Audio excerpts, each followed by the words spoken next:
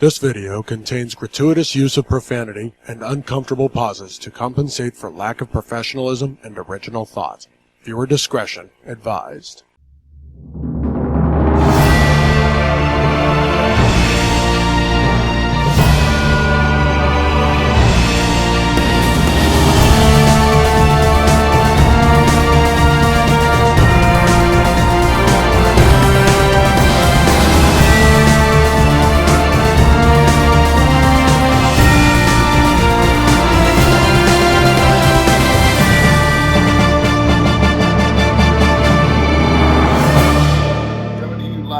Insidious laboratory of the Jackal. We bring you the Nerdy Manroom show with your hosts, Hassel and Monster.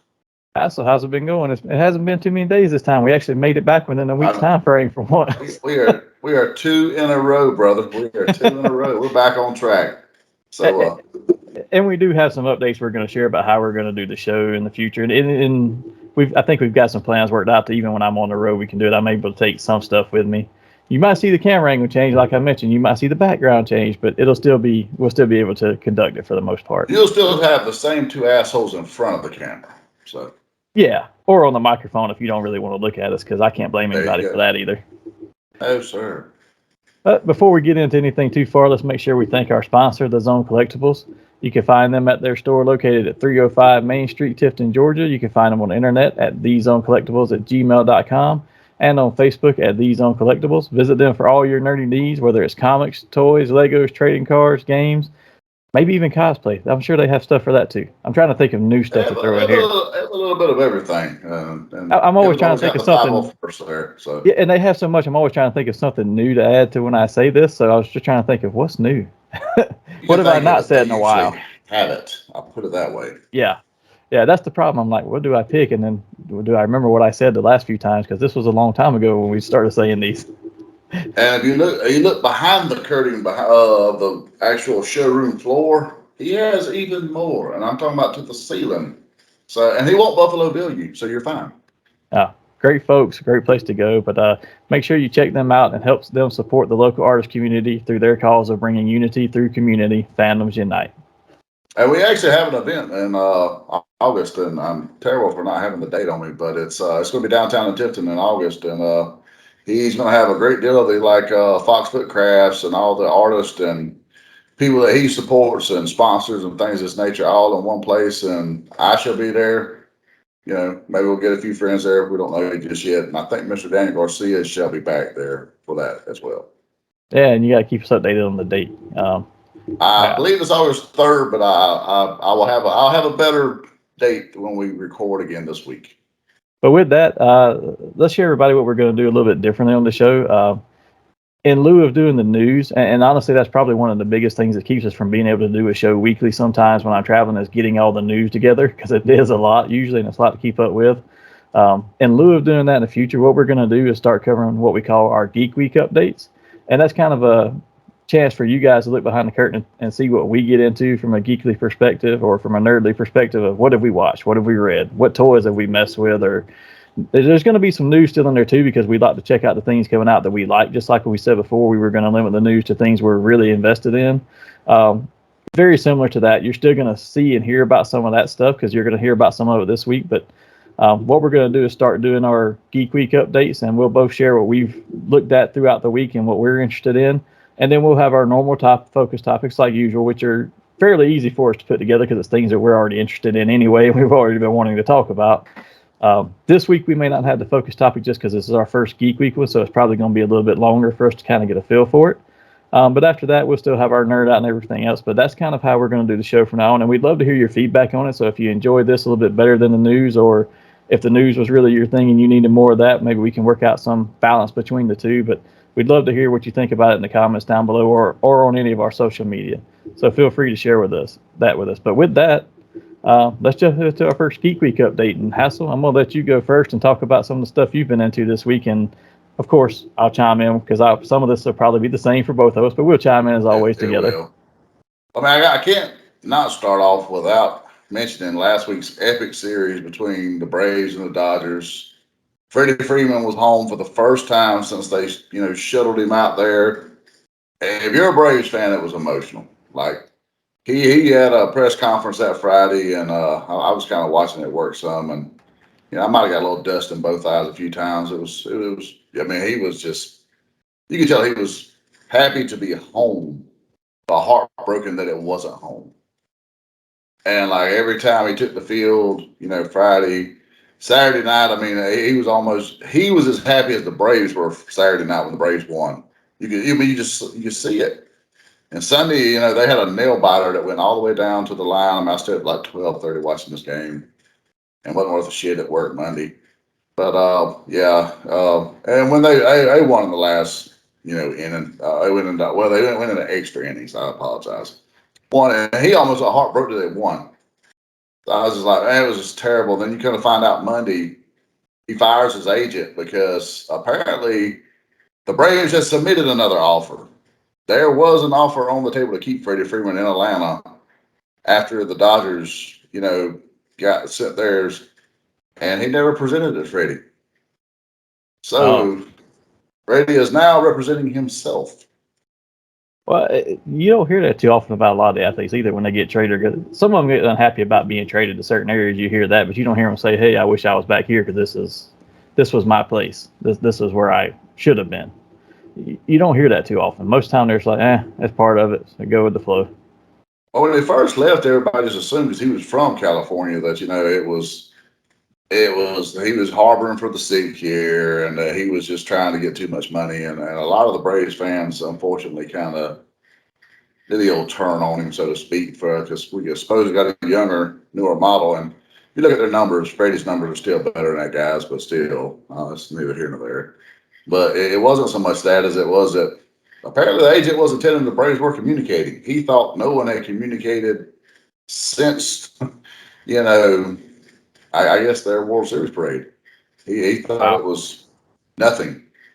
And I don't know if the agent done that because he got a bigger slice of the pie, the other way, but sucks because now he's got 5-6 years in California, and us Braves fans, well, we're going to truly miss him. But started my week out there, and then we progressed on. Tuesday or Wednesday, my Father's Day gift came in from my daughter. She got me the Evil Dead game for PlayStation 5. I will say, this game has like genuine startle the shit out of you moments. Like the last game I remember playing that had these like, holy shit, that scared me, was the original Resident Evil. Do you remember when that game came out? You like things would have like a zombie would just bust out of nowhere. You go, oh shit. So before you go any further on Evil Dead, I will tell you that my worst experience on a game was on Resident Evil. I went to a friend of ours who will remain nameless. I went to their house, and in South Georgia, you don't have many houses with basements. You just don't build basements. You don't need them. But this one had one, and his room was what would have been the basement room. So he's down there, and you got this one little window. You see those little windows on movies where somebody tries to sneak out the window or whatever. The basement. Yeah. That's one of those small ones that you can't. Yeah, it's like the size of an air vent at best. He's got one of those, and he's almost blacked it out with a curtain there because the light shines direct. No matter what time of day it is, the light comes directly in there. So if you want no light, but he had it blacked out. So he's got a surround sound set up to his TV. So he's got everything darkened out, and he's in there playing Resident Evil. He's like, let's play this game and check it out. I'd heard of it, but I'd not played it. And I'm not a scary movie type person. But when you're playing that game and you have surround sound and all the background noise in that first one or two, because they put a lot of sounds in it, you will hear stuff all around you. And then you're in a blacked out basement where you don't normally have a basement where we live. So I'm not used to a basement anyway. But it was creepy as hell. I went home like, man, I feel like I need to go home and take a shower, man. I feel icky or something. It freaks you out so bad. Well, that's kind of how this is because the PlayStation controller, it's got a speaker in the controller itself. Yes. So like it'll kind of vibrate a little, and you'll hear some stuff coming out of it that ain't coming out of the TV. For that kind of effect, so to speak. And you'll hear the deadites kind of groaning or whatever, and you're like, so you start being on alert, but you don't know where they're at. And they say, he's on you. And I've done figured out the gun ain't worth a shit. Just stick with some kind of melee weapon of some sort. I'll whack the shit out of them. About 2 whacks, they're dead. However, you try with that rifle or the pistol, I don't care how good a shot you are. It takes several. And by the time you're done, he finally lays down. There's another one right there on you. So But your better boomstick is an actual stick. Well, so far I hadn't found the boomstick. I've got a rifle and a pistol, and I'm not really impressed with either of those. The best I've seen so far is like a sledgehammer. Like it's pretty legit. I like it. I've got the kind of Kandarian dagger. I got it, and I got some pieces of the book. So I just kind of played around with it a little bit. You know, the other night I hadn't got to go far into it yet. But you can play with the Deadites, which is pretty neat to me. I haven't got to do that yet, but it appears to be a very good game. But it had them. I might almost scream like a bitch twice. May or may not. I'm not going to confirm this, and no one's here at my home to confirm if it did or didn't. So I know who to ask. yeah.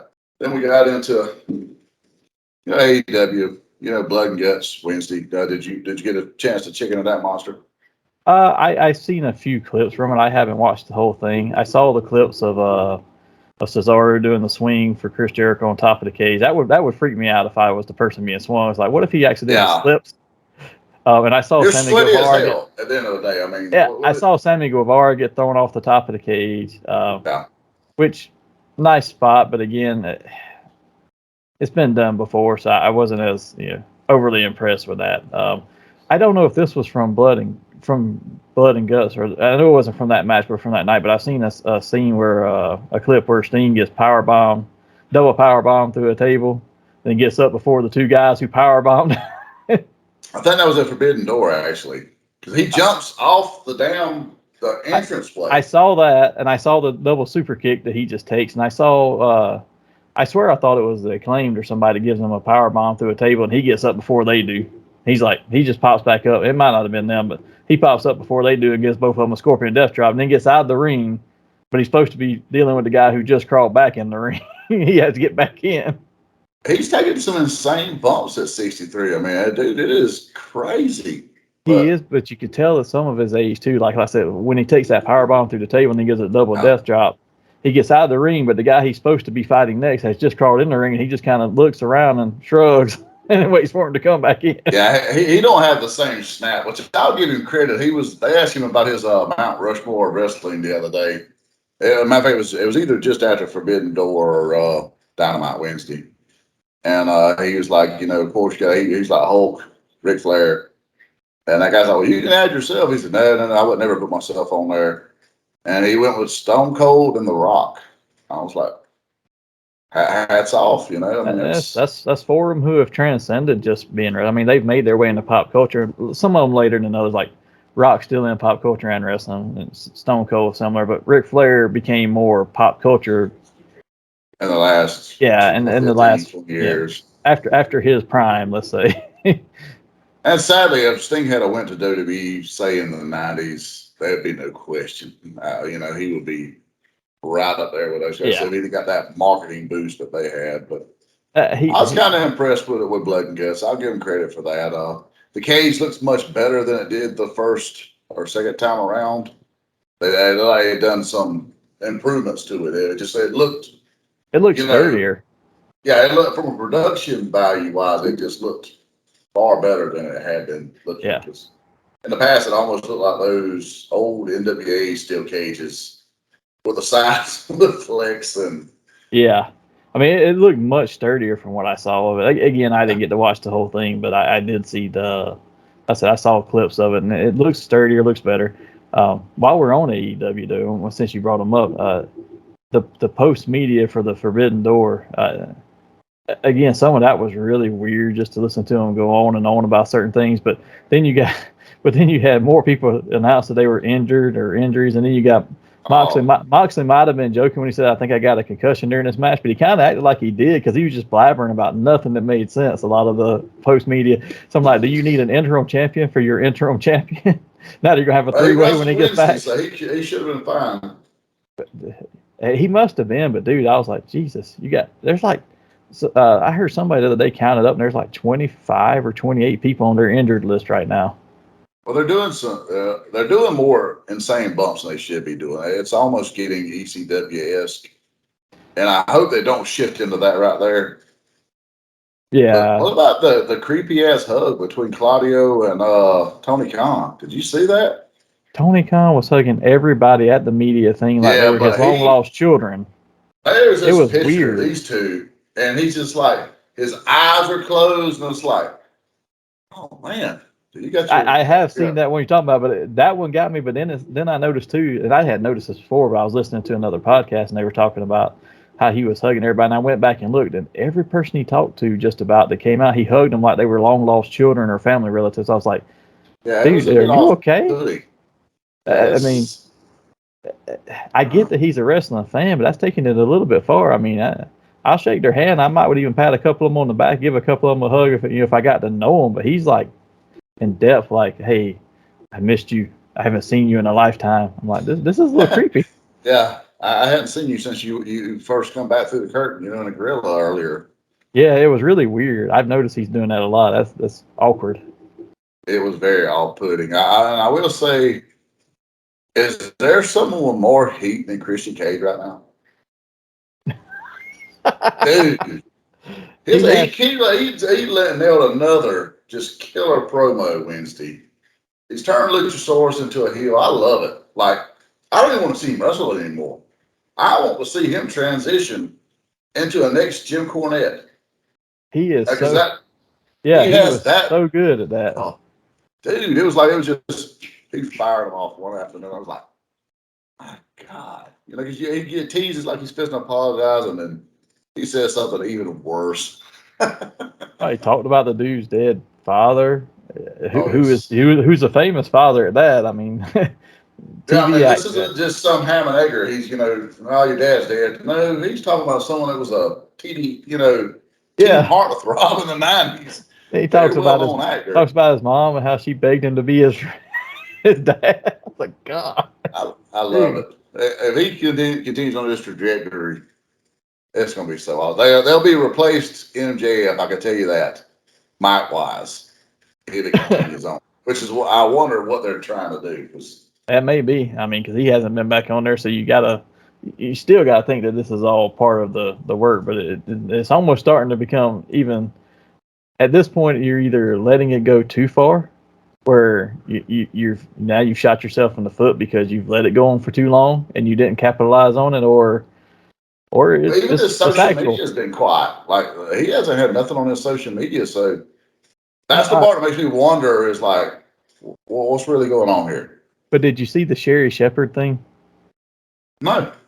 So, Sherry Shepherd, one of the former hosts of The View, she's got her own talk show and stuff now. She's on this talk show talking to her little crew that's there, her producer or whatever, the people that sit out there and talk to them a lot of times, right, on the show. And apparently one of them is a big wrestling fan, but she was in an airport with her son.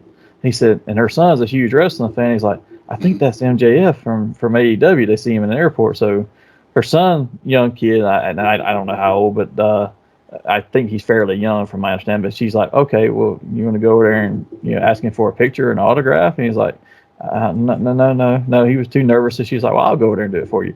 So she goes over and asks me, says, excuse me, but are you the wrestler MJF?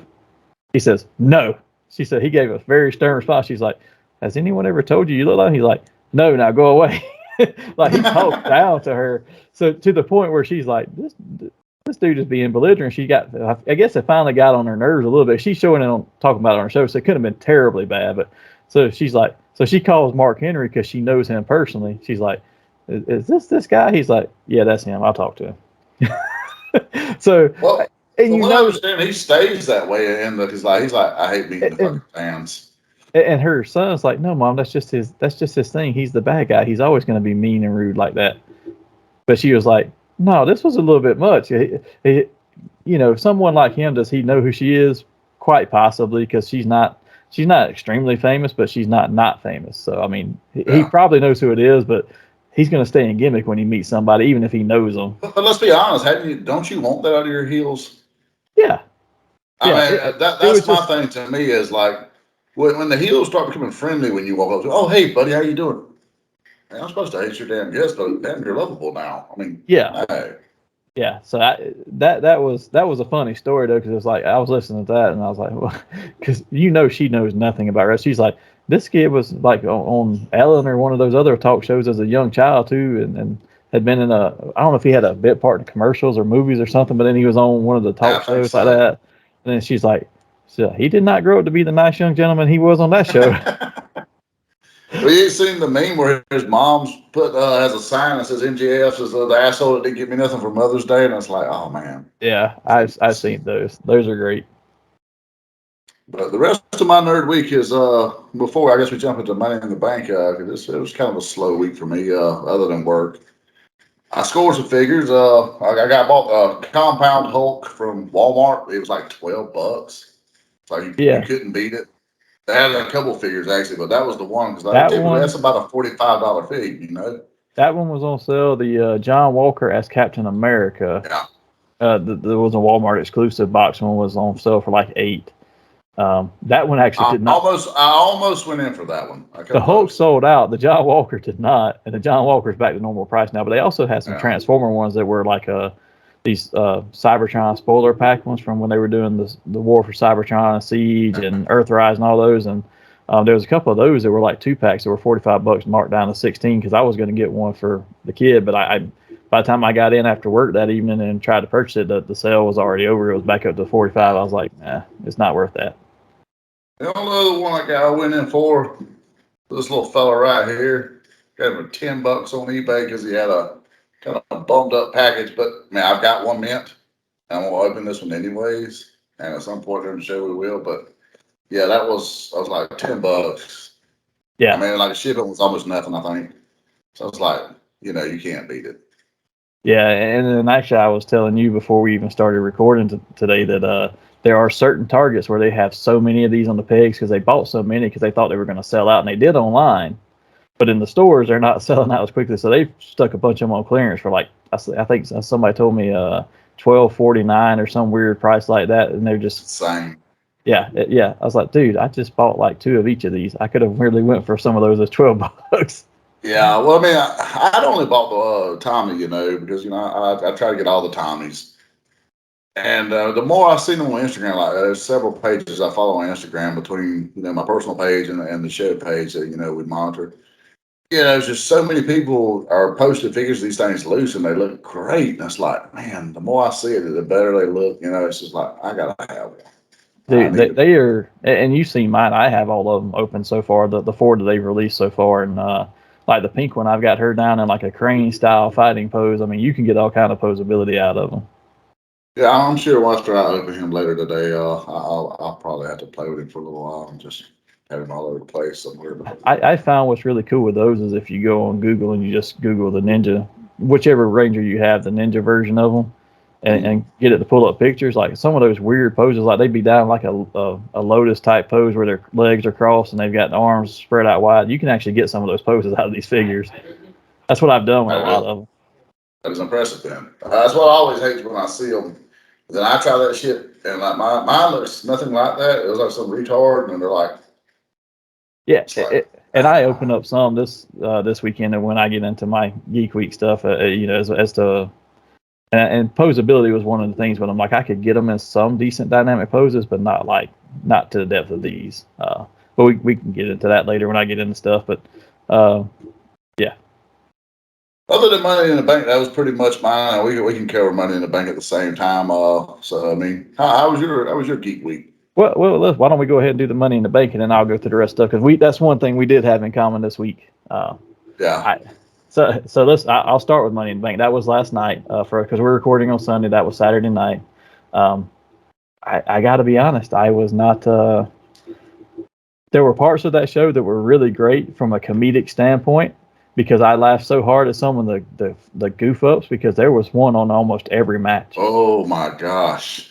I don't know what was going on. Shotzi, she Oh, took the dude. cake. She took she the she cake did, for but there her. was goof ups in every match. But beyond that, it was other than Street Profits and Usos, it was really kind of boring. Yeah, I, it I just was a terrible, terrible abortion of a pay-per-view. It was horrible. and this is what's killing me. So at the end of this month, it's not even in August. It's going to be in July still. SummerSlam. And we've had 2 premium live events, since they're not pay-per-views anymore, with no title defense for the world heavyweight title. This is the second in a row. Roman wasn't even on SmackDown this week. Like, he doesn't even show up for the SmackDowns, and he's become like Brock Lesnar. And that was one of the things I liked about him when he was champion. He was there every week. Like, every week he'd come out there. He at least got a promo. He wrestled. He done something. And now he's getting to where he wrestles. The other night was the first time he had wrestled on SmackDown. Defended the title since WrestleMania. Yeah, and so Money in the Bank is in itself a big match, right? You can have the pay-per-view and have that match and not have a title defense in that pay-per-view. If you had it in the last one. Yeah. You didn't even have it in the last one. There was no title defense in the last one. I love Money in the Bank usually, because it's like that Royal Rumble are 2 of the ones I always enjoy somewhat of the best. Because there's always those moments. Yeah. And you don't know what's going to happen. There's an unpredictable factor, but as soon as Theory come out here, I almost shut my TV off right there. I knew what happened. I said they took the belt off of him. Yeah. So they give him the damn Money in the Bank. Because I knew time he was at it, I was like, well. At one point, I was pulling for Sami Zayn, who I loathe. He was funny the whole match, though. Well, his little guy, I dig his gig he's got going on the bloodline right now, and he's like a lackey, and they humor him at best. Yeah. So at one point, I was like, you know what? This will be the only way that I would have been fine with Sami Zayn winning this, because I was literally like, there's nobody. Drew didn't need it. Sheamus certainly doesn't need it. I mean, he's cemented himself. And they're not really in the title picture. I mean, no. I mean, it was like, who's going to build the most from this? I'm like, Sammy. I mean, he's never going to be a world title guy. So he was your Ricochet for that match, or your high flyer, your spot guy. So there was really nobody that was really going to benefit from this, because I mean, I don't see the dollars and cents in Theory. Like, I don't know why Vince is so enamored. I like Theory. I just don't get it. But not winning Money in the Bank. In the U.S. title picture, until you build him up, yeah. The only reason I can see them giving him that Money in the Bank is if they're going to do something with Cena, because they keep hyping that little rivalry up. Dude, you got those heels that, like, you want them to have that instant, oh, I hate this son of a bitch. But he has human television remote back. I want to turn the damn TV as soon as he's on there. It's not like, oh, man, I hate you and I want to see somebody beat you up. No. I want to turn the TV. I don't even want to see nobody beat him. It's just like he is what Jeff Jarrett was in the 90s. He does have that quality. I actually like him and like his performance and his facials and stuff, but I can see where some people would be turned off a lot by it. They haven't built him enough to be in this, but besides that match, and I really don't even remember much of that match. I started dozing off, to be perfectly honest, but the women's Money in the Bank match was the greatest comedic value I've had all week. Shotzi was hilarious. This girl tried to run up the ladder and missed the second step. It fell all over the place. Got up, tried again, and still fell against the ropes instead of kicking Raquel. Well, that was my thing. I was like, okay, you just screwed us up. You botched it. Move on. Don't keep trying to come back to it. But then I noticed it's like, okay, apparently this was a big planned spot. And she kept going. Because everyone kept trying after that. And I was like, are they trying to help her, or was this a true planned spot that had to, like, okay, this is the linchpin of our match? Ooh. But she fell all over the place there. Then when she picked Alexa Bliss up later in the match and was supposed to, like, bump her, she started stumbling backwards because she lost her footing, fell into the ladder. Alexa Bliss hit her back on that ladder and looked like she was in severe pain. She was like, you bitch, that hurt. She hasn't been long come back from injury. I mean, you didn't want to lose her again. Well, I guess she was gone for injury, and then she got married as well, and so. And then when she's supposed to jump off the rope, and I can't remember who she was jumping on the ladder or whatever, she hits the ladder. Back of her head pops against the ladder. Shotzi does, and then later on you see her and her face is solid red. And I don't know if it was from her makeup smearing everywhere or if she was bleeding and was trying to wipe it off somewhat. She looked terrible. It was one of the ladies I did think had a busted lip last night, or some mouth blood of sorts. She looked rough, and then Asuka took a terrible bump from Becky on the ladder. it's like Becky completely missed and slid, so it looks like she hit her in the ribs instead of hitting her flat against the chest. Yeah, it was almost like once Shotzi done hers, it started just snowballing into a botch fest where everybody's missing their spots, and I saw I don't know what happened. Bobby Lashley in his match with Theory. He at one point he missed Theory completely and dropped him, dropped him on his head. Yeah. The Usos and Street Profits, I don't remember having too many. They might have had one or two. There was a couple times where they were confused about where do I need to stand for this move, but it wasn't as bad as that. Yeah, that one started slow to me. Like, to begin with, I was like, I'm not into this, you know. I was the same But way. slowly, like midway through the match, I mean, it just started turning. And like it wound up being a very good match. I mean, it was probably a 4-star match by the end. And I guess that's what in the very beginning of that match, there was little missteps like, okay, I'm supposed to be turned this way so I can do this, and they were just wearing a spot. Like they were going to. There was a point where Montez and one of the Usos went to do a super kick at the same time, and both of them went to do it and then stopped because they weren't in the right spot, and then they sidestepped a little bit, and one of them tried it again, and the other didn't fulfill their part of it.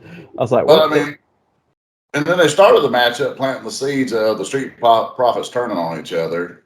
Yeah, I don't get that either. I was like, okay, why even plant this seed now? If because I didn't see any dysfunction between the two of them. There was because like at first when they had the false finish at the end, which wound up being the finish, where the shoulder was up, I was like, okay, is the other one gonna turn on him? He didn't. No, it's going to lead to further matches with them. Is what it looks like. And which that's isn't that Montez Ford the smaller of the two? Yeah, he's bulking up, and he's the one that's actually the most entertaining of the two by far to me. He's the one who will be the breakout signal. He's going to be the Shawn Michaels, and God bless him, those poor Janetti. So when that happens, I just hope you don't go down the road of addiction, my friend. Yeah. Yeah, the Money in the Bank overall was just meh at best. Now, I will say I did watch Raw this week, too. And I didn't watch the full one. I always get the hour and a half one on Hulu versus the 3-hour show. And all the Cena stuff was really well done. And as much as I don't like John Cena as a wrestler, and not even don't like him, I'm just not a fan necessarily. As a human being, that is a quality human being. They announced he's done like 659 Make-A-Wishes. Yeah. The last one was where he flew over to Amsterdam to see the kid who was that displaced. was actually very, very heartfelt. When I watched the video for that, it was 2 weeks ago maybe. I was like, it actually stirred the other. Like, man, he's a quality human. I mean, and I never cared for him as a character, but he's a quality human. And I've seen a lot of people too. Oh, well, but it wasn't just him doing it. He took a camera with him. Okay, there's nothing wrong with getting the free publicity, but he could have gone to Dayton, Ohio, and done that. He didn't have to fly to Amsterdam. He didn't have to fly to the Netherlands to do it. I mean, come on. Well, it probably also made that kid's day to get me on footage with John Cena. Can be seen all over the world. Yeah, and I knew the kid was Down syndrome or autistic or one of those, but apparently he's nonverbal as well. Like he doesn't even communicate verbally. I was like, holy crap! I mean, this was a lifetime thing for him. Oh yeah, that's major. That's you meeting a hero. I mean, my hat's is off to him. Like I said, I've never been a fan of his character, but his true character is he's good. Yeah, and the only other thing I didn't watch Raw. The only other thing I can say about Raw was when he comes in at the very beginning, the video package that he did of him were great, but when he comes in at the very beginning and all the people are standing back there clapping for him, walking through, I get it for the backstage crew, for some of the refs, maybe some of the faces, but you got your heels, like Dolph Ziggler standing there cheering for him. The only person who stayed in character was Becky Lynch. She's sitting on one of those little production things they push around, and she's sitting there like, she had the most disdainful look in her face. I was like, that's great because she played the heel. Everybody else was just, hey, it's our hero. Now, R-Truth was funny to me because he's always talking about he wants to grow up to be like John Cena, knowing that he's like 2 times his age at this point. Yeah, but him walking up, getting all stole his gimmick. Yeah, but him walking up there getting excited about it, that was funny. That was great. But I don't need all the heels back there. I don't need Dolph Ziggler cheering for him. I don't need Becky back there. That was kind of ridiculous. Is he not a little off-putting now, seeing him? Because Cena was Hulk Hogan size at one point. I mean, dude was buff. Now you see him where he's in movie star shape, and which by movie star standards, he's still a gigantic guy. But when you see him back in WWE land, it's a little off-putting seeing him that small. It's almost like he's frail.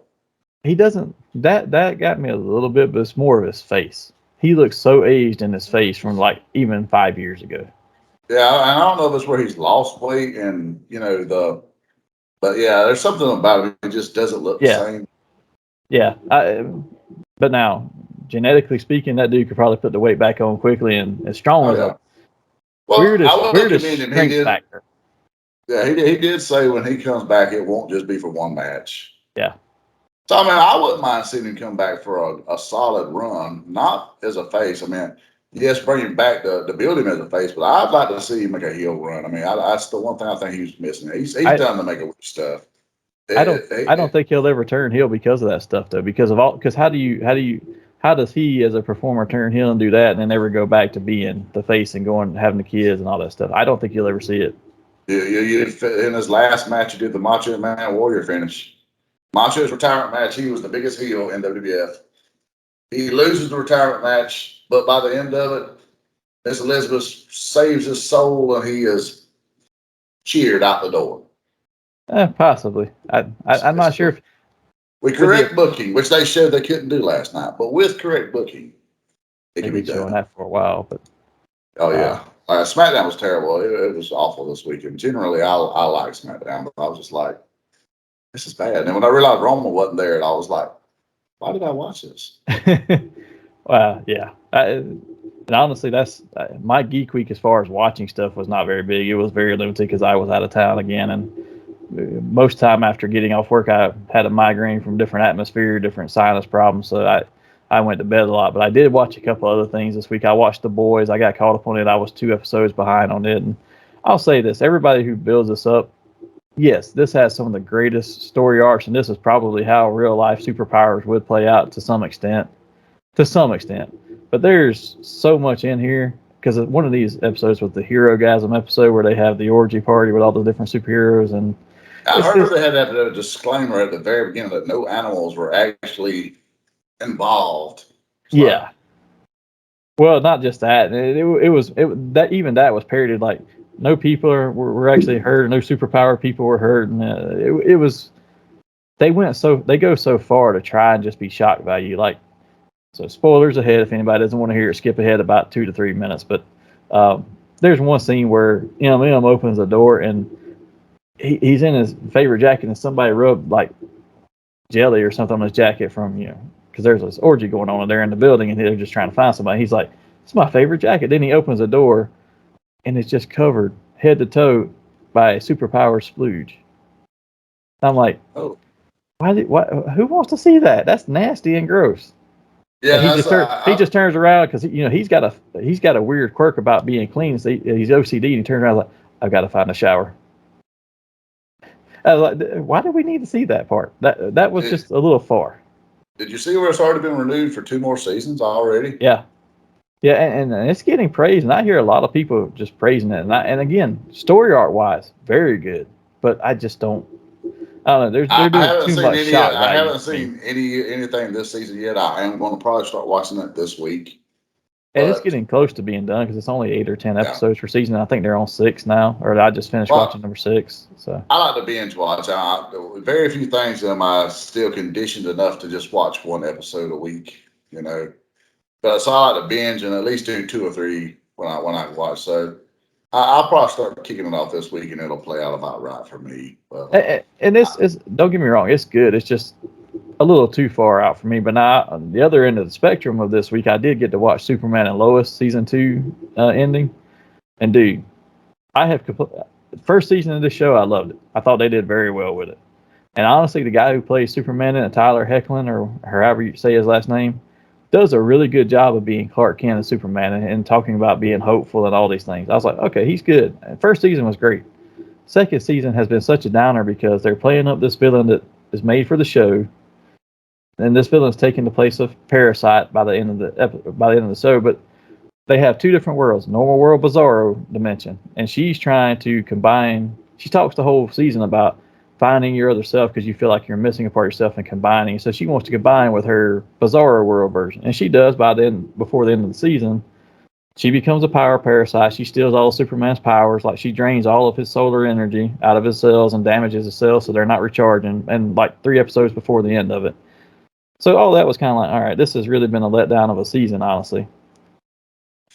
But the Bizarro world being a separate dimension was fine for me. But she's trying to combine the two worlds. But by the end of this episode, they completely redeemed the entire season of destroying Superman, because it gets to a point where he's like, again, spoiler, so you can jump ahead again if you don't want to hear about it. But he tells this other Kryptonian who's on Earth, who was the villain last season, who's trying to redeem himself after being inspired by Superman. It's like, okay, that's actually pretty cool.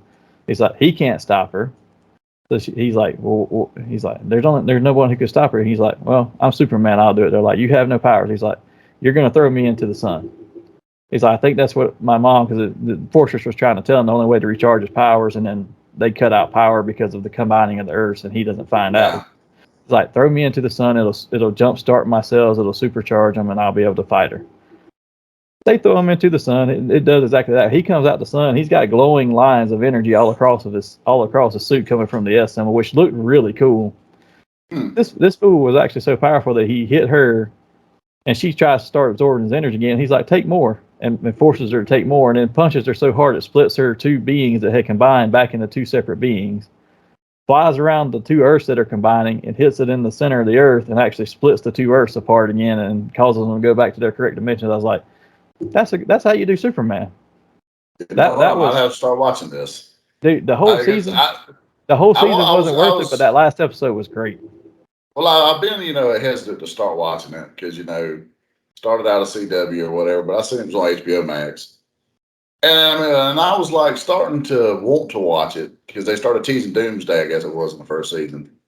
Then you find out that, no, it's not Doomsday, it's Bizarro, but this Bizarro isn't really like backwards. Or for what I've seen, he wasn't very backwards. They speak backwards and stuff. Now the Kryptonians that come over, like the Bizarro Superman, are able to actually slowly turn their speech normal if they talk a little bit slower. Like they can consciously do it. So I was just kind of like, yeah, and then I guess they had a psychic connection. So I've been kind of hesitant to start, I'll put it that way. Yeah, it was kind of, like I said, this season was kind of a little bit of letdown after the first one until this last episode, and I was like, well, damn, they actually got Superman right. But like, when he tells everybody, he tells his family, because he's got two kids in this show, like him and Lois had kids because they went to, the remaining colony of Argo, which that was found before the show started. So he was able to be normal there, and they were able to have kids and stuff. But he tells him, he's like, look, they're like, you can't do this. He's like, someone has to save the world. This is what I have to do. I'm Superman. It's my responsibility to save everybody. And he talks about them being hopeful and stuff. And I was like, well, they played the dialogue there very well. But then when he comes out the sun and he's like supercharged and just wrecks shop, I was like, well, shit, that's how he should be. And he was never like vengeful about it. It was just like, oh, you're going to steal my power. Take some more. Then he palms her, honestly, just palms her in the chest, and you see her two beings split back into two separate beings from what they were combined into. I was like, shit. Okay. Then he starts flying around this half cube, half sphere world that's joining, and he just flies around in circles and hits the ground, and you just see energy coming out of his body and splitting the earth. So I was like, damn, that's really cool looking. The weird thing about it was they played this like coming out of Crisis. They combined all their CW shows, because like Supergirl was on a different Earth, and Flash and Green Lantern or Green Arrow were on another one. And I thought they combined all of them at the end of Crisis, but this one is still set in its own little world, because you hear them like General Lane tells the grandkids or Superman's two sons at one point, like, look, I've seen all these other worlds working for the DoD, these League of Superheroes who protect them, and your father's the greatest one in every one of them. So trust him. If he needed to go to the sun, he's not going to die. He knows what he's doing.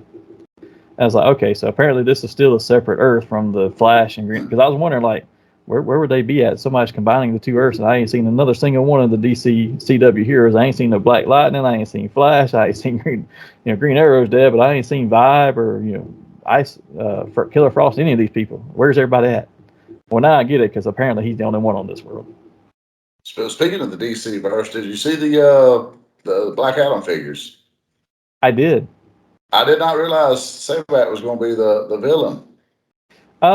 I heard that, but I didn't know how far they were going to go with that. I was surprised when I seen it, because I seen it and I was looking, I was like, is that who that was supposed to be? Then I was like, part of me was like, please tell me that's not supposed to be like some demonized Brother Blood.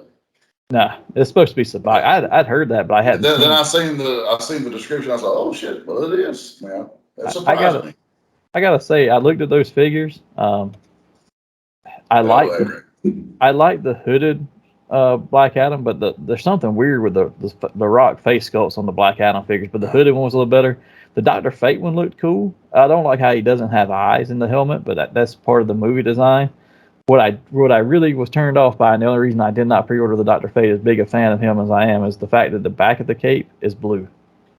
I was like, his cape's supposed to be completely gold, not just the inside. That bothered me. If it hadn't been for that, I'd been like, oh, I need another Doctor Fate. I've already got 2 here in the house, 3 if you count the superpowers one. The only thing I've seen that is semi cool that they've done collectible wise so far is a Jim Lee inspired Rock version that's like a cat or whatever. The body looks great. I mean, it's spot on for the Rock, and he's got a comic book style Black Adam costume. But the cape looks terrible on it. Well, the cape itself looks great, but it's like the way it connects. There's a huge gap there. I saw that like, one man, first. why did they I just not, saw that one do today something for the better? first time, and I just wasn't impressed. I don't buy a ton of the McFarlane multiverse ones just because, one, the face sculpts and the head sculpts get weird sometimes. Like the Wally West that they made. They took the Flash body they had, and it looked like they just sculpted hair and stuck it on top of the Flash head from the Barry Allen one. They didn't even cut the head piece out. I bought that one because I had a gift card for the store, and I was like, it's half price at the store, and I got a gift card, so I'll get it because I'll get it for free because I like the Flash a lot. But the Blackest Night figures are the only one I bought the whole set of. And I really only want it for Kyle and for Atrocitus. All the rest of them in that set I really didn't care for to have, but I bought it just to build Atrocitus and have Kyle Rayner because I thought they looked great. But the only thing I've got McFarlane wise is I bought the Azrael.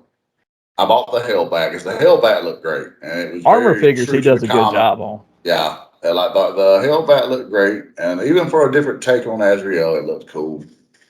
And then I bought the Kyle because he does look great. But other than that, I haven't bought any of the McFarlane stuff. Kyle's the first one I've seen where he's in when they're in a spandex style suit that actually looks good. Well, he textured it. He Yeah, gave it that Superman type.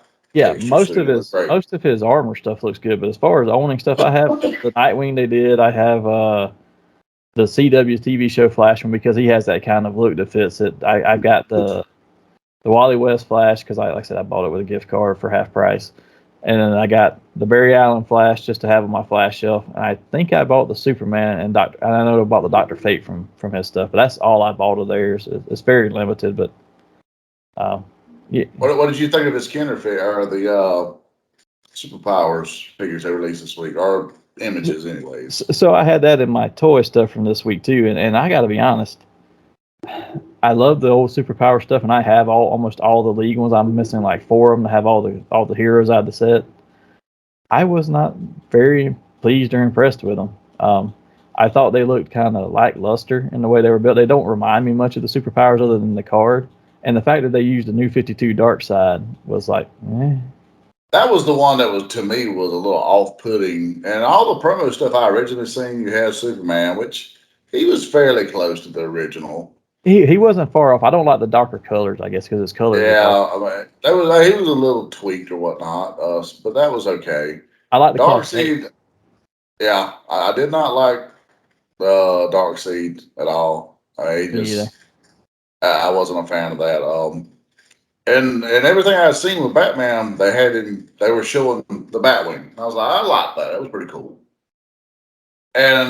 But the pictures I was seeing of Batman was actually like, it looked very much like the 90s movie Batman, where they had the ripples through here. Yeah. And I was like, oh man, that's cool. I was kind of nerded up a little bit. I was like, oh dude, I might have to get that, you know. But then I seen what the actual figure looks like. And I was like, what the hell did you do? It looks like that same. It looks like that same ridge lines in here, but it's a gray and black instead of a gray and blue, and I'm like, eh. It just kind of be because they had the old one, they had the new one, and then they had that Michael Keaton. Is basically what it is, the Keaton Batman. It looks like they try to do a cross between the two. And then they're a little bigger too. It's like, why not stay in scale with those, you know. Yeah, yeah. I'm not going in for any of them unless I just run across them and have, How about the Batwing? Just because in the box that it's got a lot of nostalgia.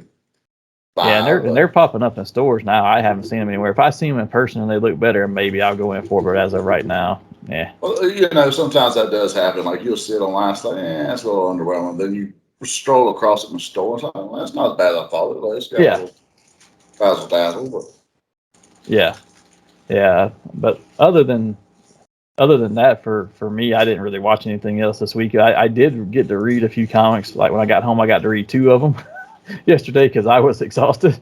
But I did read the latest 2 issues of Mighty Morphin and the Power Rangers book, which that's the title. One is Mighty Morphin, one is Power Rangers. It's pretty interesting. I mean, they're continuing on with their march towards 100 issues between the 2 books. Good storyline so far. I mean, they really played into some things like in Mighty Morphin, the rest of the team has gone off into space to find another Eltarian outpost to replace their command center, which was destroyed in their last storyline. The only one still on Earth was Rocky stayed behind because they're actually trying to give a little bit more background on some of the different Rangers. And like, apparently he's a family of like 5 or 6 kids, and he's the oldest one, and it's a single mother, and she has to go out of town for work. So he's like, she needs him to babysit the kids as well, be home for them. So he stays behind for the rest of his family and stuff, but ends up having to protect the area for the command center and the Earth from the first members of the what was their name? The Machine Empire from Zeo.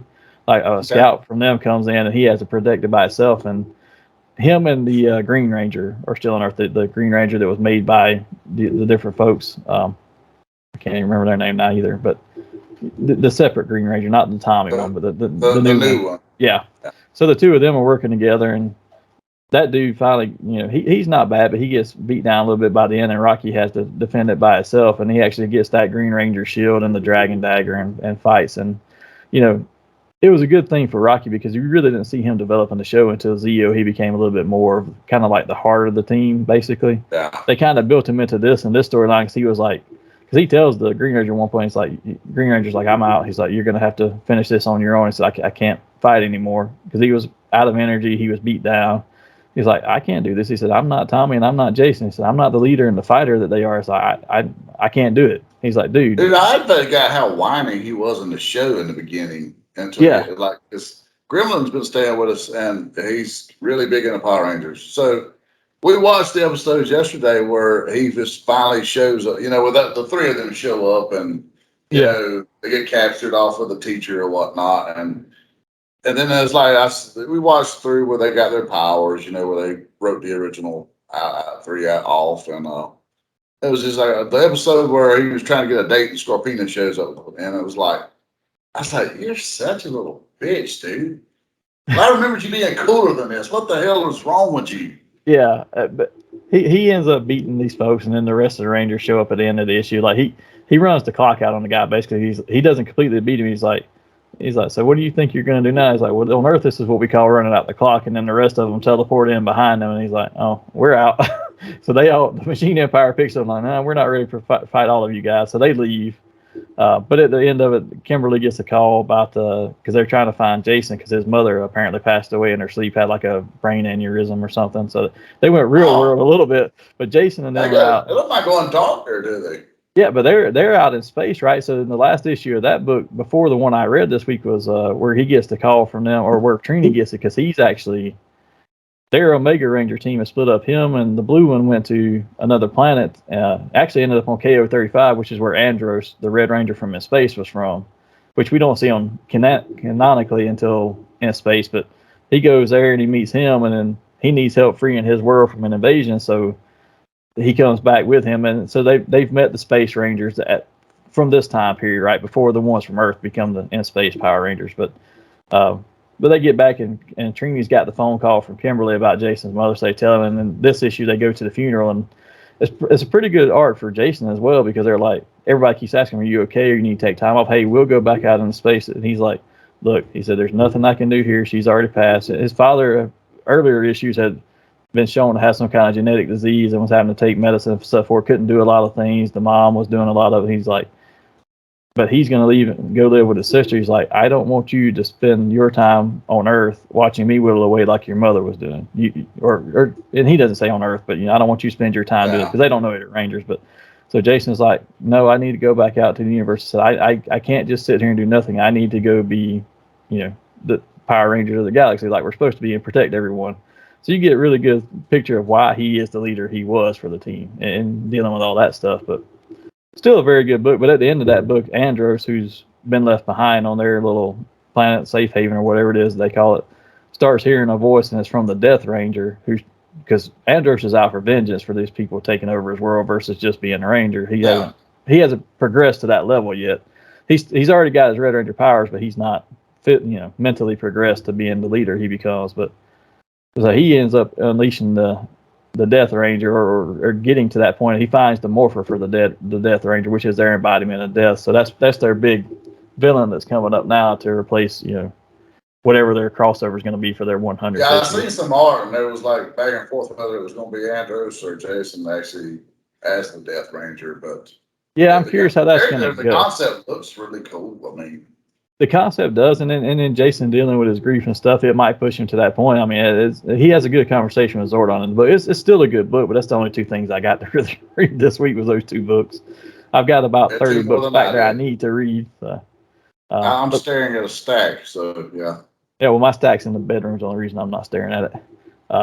But toy-wise this week, I did get into several things. I'll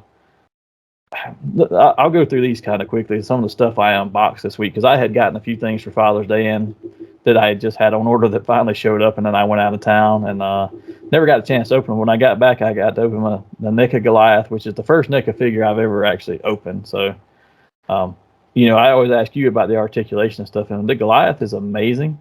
Now, what sucks about him is the wingspan's so big I can't get him in my glass shell, so he's on top. I wanted to put him in there and then put him with my other 80s cartoon shelf I was going to make, even though he's from the 90s. I was going to put him with the Thundercats and the Silverhawks figures that I'm opening, because I didn't buy all those open, just my absolute top 2 to 3 of those I bought to have one closed and one open. Most of the time I leave those in the box, but he just is not going to fit in there. Now, he articulated very well, stands great. I did have the NECA stuff that I asked you about, like, oh, you have problems with the joints and stuff. He had several joints when I was trying to just pose him that were so frozen that I had to like sit there and rub my hands on them and try and heat them up versus going and getting a hairdryer, because I don't own one, because I don't really need one. But I had to find ways to heat it up to break them loose without breaking the joint completely. Yeah, seeing yours really made me want to open my Goliath Anthelog. So I mean, I just wish they all come with the caped wings. Yeah, and I will say this too: if you put the spread out wings on the back, when you have to plug them into the back when you open it, you have to plug the tail in too, and the tail is bendable with a wire up to a certain point, so you can get some cool poses with that. But those wings are a pain in the butt to get plugged in all the way. That's like, I thought I had them in, and I was trying to pose them, and they just kept flopping. I was like, what is going on? And you look in the back. Throw it off weight wise, like, did it make him try to fall backwards a lot? Well, he's got very small feet, because the actual part of his feet that he can stand on is just, he's got the back claw, and then it comes down into the front. So that makes it hard to stand him up. But once you get the balance, it's okay. But if you reposition those wings, you have to find a new balance point, because if you put one wing higher, or if you have them straight out, or if you put one higher and one lower, it will throw the weight off, and then you got to rebalance the whole thing. Once you get it there, it's fine. But getting it there is a little bit of a tricky situation. Probably what I'm going to do is I'm going to wait till I get the set, and then I will probably, and then just like I did with my Thundercats, when I got like pretty much, I had 10 of those, and I was like, you know what, I'm opening them. But speaking of Thundercats, did you get the news that the Thunder Tank was pushed out to November? I did, and actually, since you brought them up, that was actually my next ones that I opened, because I actually, for that 80 shelf I was talking about, I ordered the Lino and a Tiger to open, and before I jump into them, let's talk about the Thunder Tank, though, because I saw you said November was what it was pushed back to, because it's supposed to be January of next year. No, originally it was this month. Was it? My dates that I had from Big Bad Toy Store was this month, because I got to looking the other day at some of my pre-order stuff. I was like, holy shit, the tank's about to hit. So I'm sitting in the back of my mind, okay, crunching numbers and whatnot, because Big Bad, you don't really pay for it till it hits. Yeah. So I was like, okay, that's coming up, and I need to be kind of mindful of that right there. But then I got an email, and I was kind of at work, so they come across, email popped on my phone, my wrist. And I Yeah. sent it, and I just They got said, me a couple times this week for the and same I was crap. like, oh shit, don't tell me that just hit. I was like, I really didn't need that to hit this week. So then I get to where I can finally check my emails, and they looked and said, no, it's been delayed until November. And I was like, I didn't want to hit the day, but I didn't want it to go, you know what I'm saying, not that far. So, and this is going to make me jump forward a little bit of my stuff. So I'll come back to Thundercats. It wasn't just Thundercats for Super 7, because I got the Ultimate Slash. I got the email on that guy too. It was pushed out to about November. So I'll come back to unboxing Thundercats in a minute. But since you brought that up, it made me think that, yeah, because remember I texted you earlier. It was like, hey, did you get an email about your G.I. Joe classified from Big Bad? Because a couple weeks ago, or a week or two ago, you and I both got email Spirit, or at least I only had Spirit ordered from Big Bad. I had Spirit and Storm Shadow both ordered from Hasbro Pulse, and then I got a second Spirit from Big Bad because I wanted one to open. I was hoping they would come in around the same time and I'd open. Yeah. And plus, Big Bad usually sends them before, a lot of times before Hasbro Pulse does. So I had ordered Spirit from there because he was one I was planning on opening. I was like, I want to make sure I have two of them here at the same time so I can open one.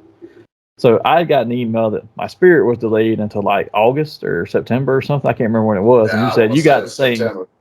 You got the same email. Well, then earlier this week I got, oh, this will be processing in the next couple of days. And before that same day was over, my Spirit had processed and was in my pile of loot. I was like, that just says like September or August. How did you get it all of a sudden now? And you said you got nothing. No. I got the Storm Shadow and Spirit was delayed until September, I think is what I said. And when you said you got yours, I was like, okay, because I started having some stuff pop across my watch. I was like, well, yeah, it's it. My Crop Master, who was supposed to, he's still not even slated to hit until September. He's already in my pile of loot. Yeah, and so I think what they're doing, and I think they do this by, hey, if you order, they go in sequence of order. Like, so if you order in whatever sequence you are, when they get the first you in, you're the first one to get them, right? Because you had ordered, if I remember right, you had ordered that whole set of 3 and then went back and changed it from that set of 3 to just the 2 separate ones, right? Because you didn't want the extra officer because you already had him or something. Yeah, I didn't want another Cobra officer. So I think that's why you didn't get yours, but that was funny because I was like, all right, well, I got Spirit in there. But then I also got my Marvel Legends Speedball, and I had went in, even though I probably shouldn't have, I decided to go for the Fans Toys Cerebros, the Headmaster for the Fort Max. So I had that stuff sitting there. I was like, oh, well, now that my Spirit's hit, I'm just going to go ahead and ship it. So I'm looking forward to this coming week of getting a pile of loot in with that stuff in it. Plus, I had some things in there for Christmas for the kid. But well, like you were talking last week about Vulcan. I got the email my Sabretooth hit, but my Vulcan, no. Yeah, and I got Vulcan in Target, actually. I just ran across him. I was like, because I had him ordered from Big Bad, and I had heard nothing. And I saw that they got some others, but my pile of loot I had shipped is coming next week, and then I also went to my Chosen Prime and got my last 2 combiner bots for my training ordered, so I've got to put that together sometime next week when it gets here. I'm excited for that one to see how it comes out. I've seen a few reviews. Like we need a video monster, I'm going to be honest. Like somewhere between, if you don't want to do it live on here, edit it up, just film it, and we'll post it on Instagram or Facebook. We'll do a viewing that way. But we need a video of this. So I had so much stuff. I was like, man, I hope none of at least with the pile of loot and Chosen Prime stuff, I can say, okay, I'm going to ship this when I want to. So I shipped it like Thursday. So knowing it wouldn't be here before I got home, which was supposed to be earlier Friday night, but it was very late Saturday morning when I got home. But I knew it wouldn't be here by the time I got here. So I shipped all that stuff. And then I also got the charges and the notifications that my Spirit and Storm Shadow from Hasbro Pros charged, so they should be shipping first of the week too. I was like, geez, everything's showing up at once. No Storm Shadow love at all, none. Nope.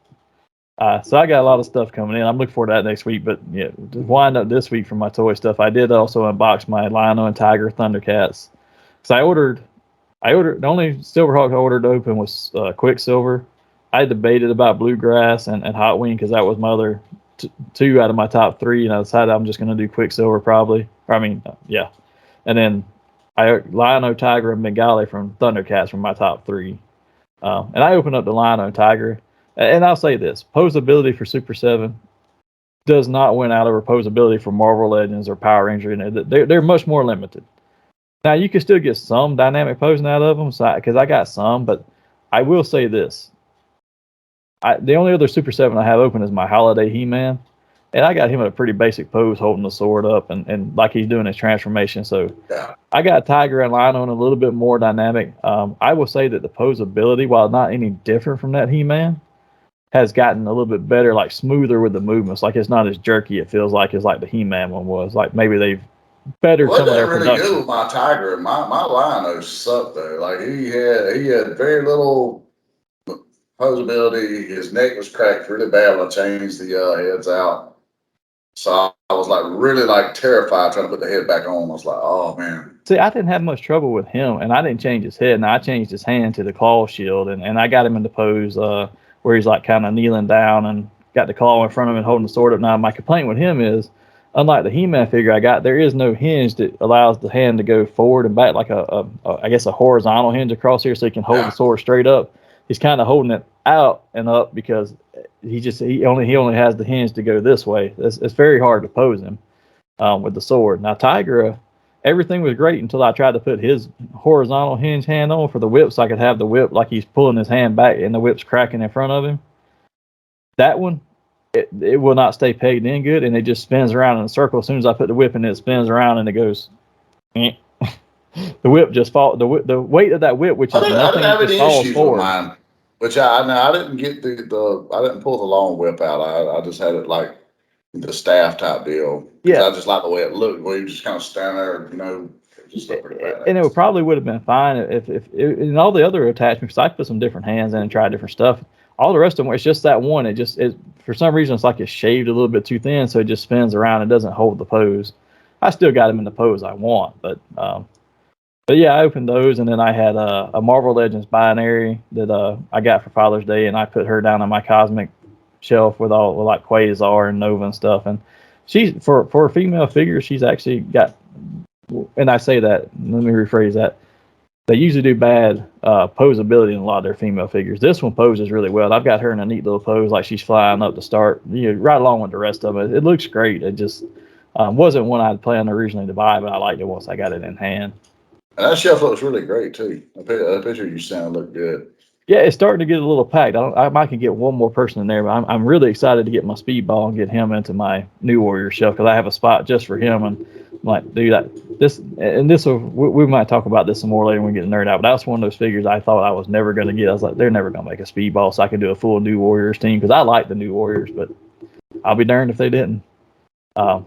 The other big thing toy wise, and this is one I saved for last because I know you got a lot on it, was watching the toy news this week and seeing the HasLab, the Hiss tank. This was so the tank itself is pretty cool and pretty neat, and the stuff they keep adding to it for the tiers is really cool. The early bird was cool to have that tactical person. The third tier now, I sent it to you earlier today, is going to have another. It's a female gunner this time. Looks really cool and all, but this thing just the way it went versus how the other HasLab are going is what's amazing to me. And it was like we were going back and forth that day, and I was like, well, by noon tomorrow at the very least it'll go. And he was like, no, it'll probably be today. And I was like, we'll see. And then I did the a few hours later, it had met its goal, and it was like, holy when we were shit. talking, I did the numbers and tracked it. Said, okay, because statistics is my thing at work anyway. I was like, I'm gonna run this real quick. The number and the trajectory of it, I was like, okay, by 7 o'clock, it should be, if it slows down even at 25% slowdown rate, by 7 o'clock, this thing will meet goal. I was off by about an hour. Collector's logic of like, okay, the mass collector, they surged and done it from the go, 0 hours. Yeah. And I was wondering, had that huge, such a big surge, was that like the majority, and then they was going to sell the rest of everyone, Yeah. So I was like thinking, maybe by lunch tomorrow. But then it was like, boom, and it was like, holy shit. Yeah, I was off by an hour because I said 7 o'clock in Eastern time, and it was like 8 o'clock Eastern time, and it was like 101%. I was like, oh. But man, so I'm looking at it now. Oh, where's it at? How cool was the video where Cobra Commander talks shit? That was hilarious. I loved it. I loved it. So looking at it now, it's 157%, 12,600 backers of 8,000. So it's actually you've unlocked 1 and 2 upgrades. The third one has not been unlocked. It was just announced today. But then I looked down, and Star Wars So this is let's say this too. It's got 43 days left, and it's already 157%. Now, a lot of other HasLabs have made it, and they've made it, closer to the end. Like they'll have a spike, then they'll have a lull, then they'll have a little spike, and it kind of levels off to their order until they peak out, and they go way past goal at the end of the peak usually. And some of that's because of reporting from their partner companies overseas or whatever. But when they go way up, like Galactus was like almost 200%, but that was at the very end, up until the last day or two, it wasn't even making it. This thing's made it already with 43 days left to go. But if I go down the list here and I see the Star Wars HasLab, it's at 26.06% with 8 days left to go. How sad is that for the Star Wars team there? I mean, but you know what? The thing is, the Joe team, they listen to the fans. Sky Striker done well. Don't get me wrong, it done well, but it was the finished 3 3/4 shit. So it was a little slower sale. Yeah. The fans have wanted these 6-inch classified figures for years. Now we want damn vehicles to go with them. Well, it's a no-brainer. And let's talk about too. So HasLab's had. I don't know if this is a HasLab problem anymore as much as it is a Star Wars problem. I think their team working on that there has got so lazy with, we can just throw repaints out and these people buy it. We don't have to put thought into it. Yes, and that's my point, because if I look back at all the other HasLabs, all the other ones that are making it by pretty good margins. Now, not as fast as this one. This one went fast, and maybe the early bird thing made this one go fast. I don't know. But this one went so fast and has hit goal, and all these others have hit goal. You've had 2 Star Wars ones fail. Now, the Cookie Monster failed before Star Wars failed, but the market for that was probably much slimmer than it is for these collectors, right? Has the Star Wars one made it yet? Have they had a successful? They've had the Jabba Cell Barge and the Razor Crest. Okay, I forgot about the Razor Crest. And the problem is the ones that they've given you, the last 2 they've given you. So you could argue the Rancor one, was it because of the other competition, because you had the Proton Pack and the Sky Striker at the same time. You invest in one, but not all of them. There's some conversation there, but it's what they put with it, right? At a minimum, that probably should have came with the Rancor Keeper figure, and maybe Ula or something else like that. And then the that tiers. Was my thing with the Rancor. That they was like, oh, we'll give you a cardboard diorama and some bones. It comes with it. But the bones didn't even come with it until you met a certain goal, right? They were not part of it. That stuff should have been included. That was their third tier. That should have been included from the get-go. That should have been a part of it. Save the whole thing, and it was like, no, dog, this is a repaint. Yeah. So everybody stood up and said, no, we're not going for this.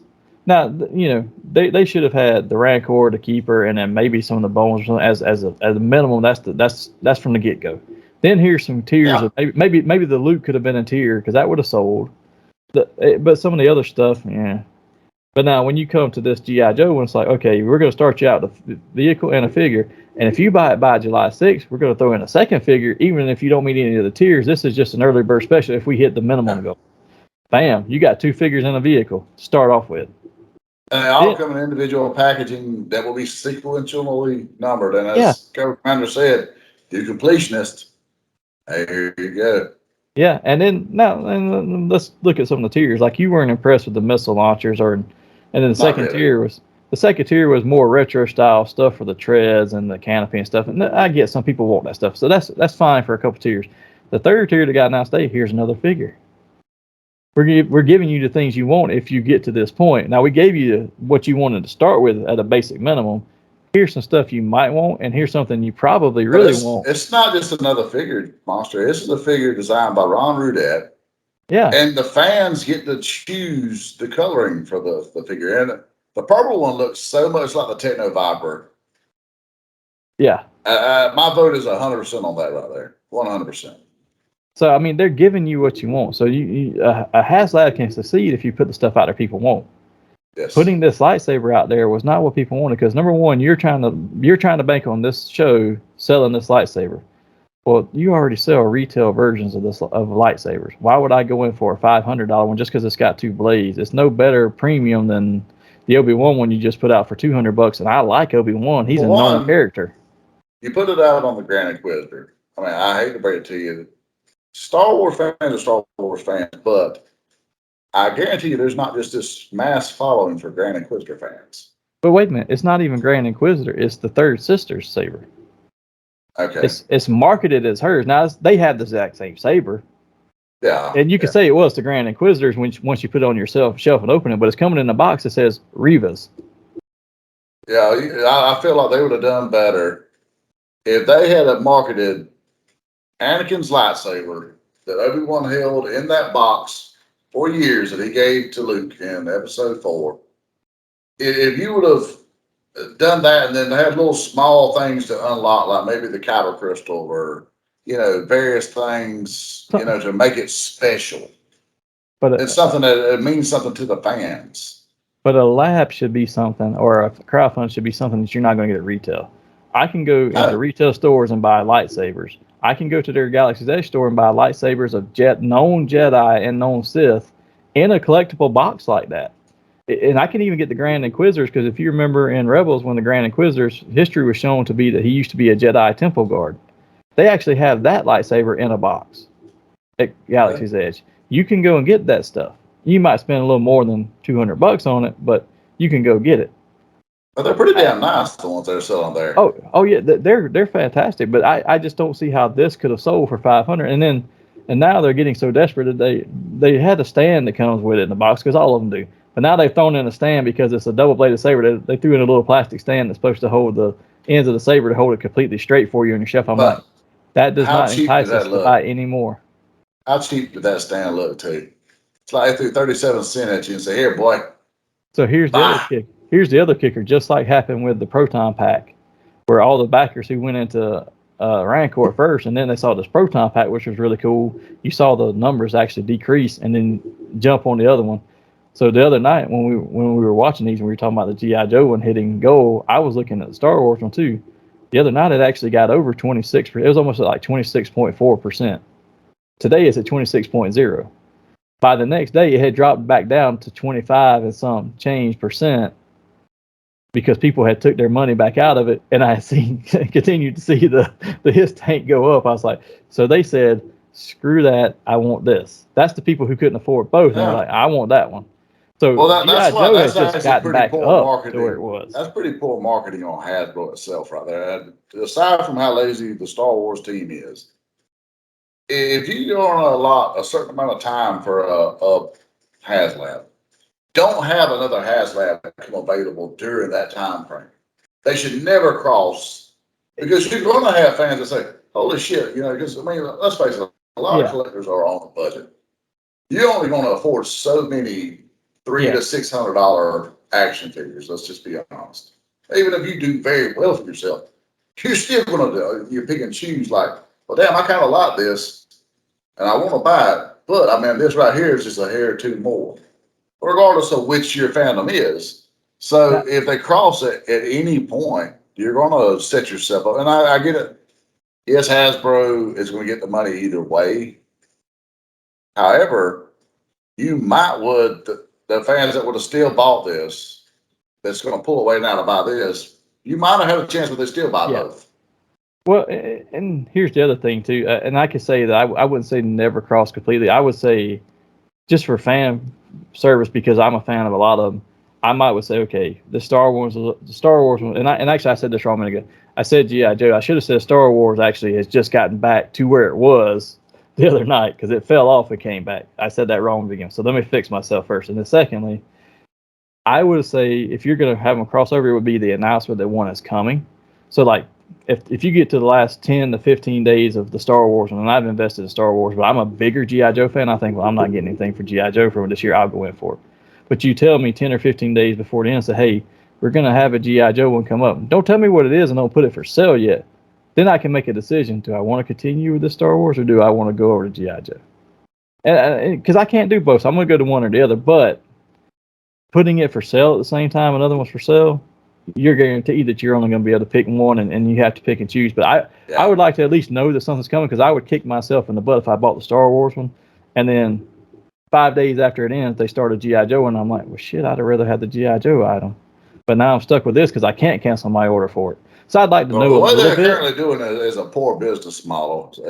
Yeah, No this matter this how one's you- been this one was a little bit closer, but they shouldn't have put it for sale. They should have said this is what it's going to be, and as soon as the Star Wars one ends, this one will start. And Well, then like Star if Wars, you're beyond goal, of course. I mean, like yeah, particularly if you're beyond goal, even if you lose some sales, you're fine. yeah. This thing is not going to get funded, I don't think, with 8 days left, and they're only at 25%, 26%. Hasbro really needs to go back and they need to revamp their Black Series team because the Vintage does okay, I guess. But they're not as bad as all the repaints as the Black Series is. The Black Series is just brutal, and we buy them. Like right now, everyone's pissed off that we didn't get the blue outfit Obi-Wan Kenobi that was a Target exclusive. It's a damn repaint, but I still want it. Except for me, I bought one of those. That's the only Obi-Wan I bought. Now, I debated on do I cancel the Wandering Jedi one to buy the Jabim one because I like the little vest style cloak versus the full cloak. I was like, that's actually a little bit different. I bought both. The only reason I didn't change over and get from the Wandering Jedi to the Jabim one is if you look at the production pictures of it, he looks extremely pale. I'm like, he looks like he's 6 shades of sick in this one. Like he was throwing up the day they took this. He's been working on Tatooine for 9 years. He should have a tan, man. He looked like he's been sick for the last 4 or 5 days. I'm tan. So yeah. So I will say I was this close to pulling the trigger on the hiss this morning. It's been a struggle. Well, and you're guaranteed now if you go in for it, you're going to get both figures and possibly the third one if they make it to that 14,000 mark. Their site wasn't very clear. Is always what stopped me. Because like I'm scrolling through and looking, and it's like order now, and I guess the way the site worded it, they charge you in August sometime. And I was like, all right. They charge you the day the campaign ends. Right, So well, the final day of the campaign. When you go in the checkout, though, it makes it seem like they're fixing to charge you right there, and I was like, Now because you know what, they might actually do it right now because they're fully funded. So when I went in for the one I went in on, I bought it the last day before it was funding, and they charge you that day. They charge you either when the funding gets completed or the last day of the sales, because if they don't meet funding, you don't get charged. So like anybody who's going up for Star Wars, had like August 16th, which should be the last day of it. Yeah, I said like that gives me plenty of time. I can just scroll a little way here or there. Yeah, and bam, if I remember, it doesn't hurt. If I remember right, they're supposed to do it at midnight, 11:59 p.m. of the last night of the thing once it finally closes, and then everybody's going to get charged that night / morning. So you shouldn't get charged for it until then if you go in for it. But they have met funding, so they may go ahead and say, "Hey, this has already met funding. We're going to make it anyway." So why bother waiting? Well, that's why it was a little iffy. When I went into their checkout, so I was like, so I talked myself out of it. I take that back. They can't do that because they have to give you time to say if you decide you want to change your mind because the campaign's still open, they won't charge you till the last day because you have the option to remove your money until the last day. Well, see, I'm that frugal ass person. I don't want to drop the $300 at one time. I just want to throw a little at here, a little at there. Then it's like, okay, I didn't miss it. Yeah, so that's why I like buying from like the Chosen Prime a lot of times, especially for my Transformers, because like I pre-ordered the Skyfire from them, the Masterpiece, and I'm gonna have to go sell my. I finally talked myself into I'm gonna have to go sell my War for Cybertron when I put the Masterpiece one there, because the Masterpiece one, the War for Cybertron was still selling for like $100. So I can get some of my money back. Yeah. But I ordered from there and it's like $268. So I planned that I'm gonna pay $50 a month because it doesn't come out till February. I was like 50. Oh, I'll have it paid off before December gets here. Because I'm not doing it that way. My fiance gets my ass because she's like, all these 50s add up, right? And I'm just like, yes, but I can pay one now and then pay it off, and then if I need to skimp on some other bill, like okay, groceries need to be a little bit less this month, I'll eat lighter. But next month it's not a problem. So hey, it's not a big deal. I mean, you don't need, escargot every meal, so it's fine. Yeah, I don't need that at any meal. Oh, but since we were talking about these labs, I did want to ask you, because I noticed this earlier that you were talking about the Thunder Tank earlier. I don't know if it's because they're charging the deposit that goes towards it, but I looked at I noticed the Thunder Tank on Entertainment Earth. Did you see what they're charging for it?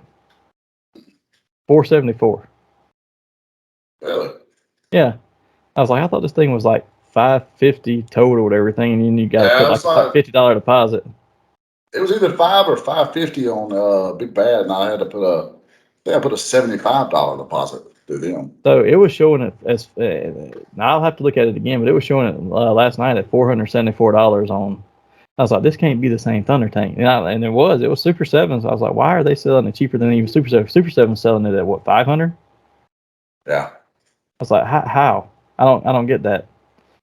But it's something to look into. I didn't notice that, but I think that was all I had on my Geek Week, which, again, we said we were going to take long. Most of the time, this will take us probably 30, 40 minutes to go through, but we had more this time just because it was a new thing for us. But we will be doing these a little bit quicker. We'll streamline it, guys. Yeah, and then going into a topic, but this week we wanted to take a little more time with it. But with that, before we move to Nerd Out, I think you wanted to were you going to open the White Ranger? Or? Yeah. So you going to do that before we go into Nerd Out? Yeah, that's fine. So I got this little fella, like I said, $10. The package was beat all the hell and back, but I have a mint. So I'm going to open him up and let's see what we're working with here. Yeah, those things are so painful to get those background pieces out of there and then put back in if you're keeping the box for any reason. And I've been keeping that box is hitting straight to the trash. So some figures, like a Marvel Legends, a lot of times I'll just get a Ziploc bag and put the accessories in. But like with those, I'll put them back in the box and slide it back in there and keep the box in case I ever need to move again. I can box them back up for the move. Those little background pieces are a pain in the rear to get in and out of there. But they look cool in the box. Figure looks great. I will say, for some reason, mine looks dirty. I don't know why. He's been unopened, but for whatever reason, his chest looks a little on the old dirty side through here. I don't know. It could just be painting, and his Falcon does appear to be battle damaged. Yes, so I've had some of those, and I've had to look at them very closely before I open them because some of those Rangers are very well done on the paint apps, and some of them they're just so badly done versus others that are really well. It's the same figure. I'm like, how did you get so bad from one to the other? Yeah, the paint on which I like the way that it feels there. It's got the soft plastic. It's pretty cool. Yeah. I like the little ninja head there. All in all, the details really great. And for what I see, the little swoosh thing here is meant more for a thunder kick or whatever, as opposed to some of them have fist. Some of them have some of them have a chopping. Some of them have a punching effect. He's got and some of them have the kick. Fists there. Yeah, the back it shows it. I think his is the kick effect. Yeah, it shows it that way. So yeah, the punching effect looks almost like the Marvel Legends Fireball, basically. The chopping one looks very similar to that, but it's thinner on the inside so that just their hand fits in versus the foot. I will say those figures have really great balance. So you can actually get them in a posing kick mode as long as you don't have a lot of vibration in your house, and they'll stay standing that way. Well, as you see, what I have here, it's by my door here, and when everyone comes and goes, they feel the need to slam the living hell out of that door. So occasionally... Yeah, he'll probably stand fine if both feet are flat, but if you get him in a kicking position, he's going to probably fall over if you got a door slamming there. And of course, in true Hassel fashion, his hip cracked. Is it? Yeah, like I was noticing that joint was real loose. And now look, the hip is cracked.